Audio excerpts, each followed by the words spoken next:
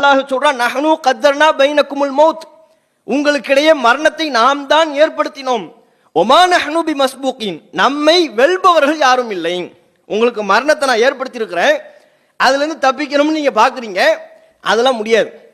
ஒமா நஹ்னு பிமஸ்பூகின், நம்மை வெல்பவர்கள் எவரும் இல்லை. இதுல எல்லாம் யாரும் என்ன ஜெயிக்க இயலாது. நீ பேருந்துல ஜன்னலோர சீட்டை தவிர்த்துட்டா மரணத்திலிருந்து தப்பிக்கலாம் நினைக்கிறியா? ஹெலிகாப்டர் பயணத்தை தவிர்த்து விட்டால் மரணத்திலிருந்து தப்பித்து விட முடியுமா? இன்ன பிற காரணங்களை தவிர்த்து கொண்டால் மரணத்திலிருந்து உன்னால் தப்பித்து விட முடியும் என்று நினைக்கிறாயா? அப்படி நீ நினைத்தாலும் அந்த நினைப்பிற்கேற்ப செயல்பட்டாலும் யாரும் என்ன ஜெயிக்க முடியாது. மரணத்தை நான் தான் உங்களுக்கு ஏற்படுத்தியிருக்கிறேன், அது உங்களுக்கு கண்டிப்பா வரும்.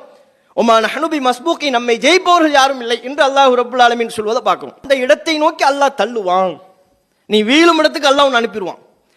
நீ என்ன வீட்டை விட்டு போக மாட்டேன்னு நினைச்சுக்கிட்டு இருக்க, வீட்டை விட்டு நீ கிளம்புவாய், புறப்பட அல்லாஹ் உன்னை புறப்பட வைப்பான். அல்லாஹ் ரப்புல் ஆலமீன் அவ்வாறு நினைத்த, அவ்வாறு முட்டாள்தனமாக நினைத்து கொண்ட நயவஞ்சர்களுக்கு அல்லாஹ் சொல்றான், என்னப்பா இப்படி பேசிக்கிட்டு இருக்கிறாய், அல்லாஹ்வுடைய விதியை பத்தி தப்பா நினைத்து கொண்டிருக்கிறாய்.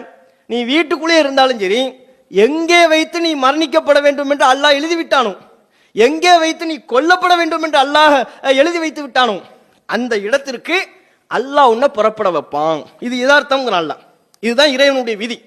அது இயற்கை மரணமாக இருந்தாலும் சரி, அல்லது யுத்த களத்தில் போய் மரணிப்பதாக இருந்தாலும் சரி, நீ எங்கே வைத்து மரணிக்க வேண்டும்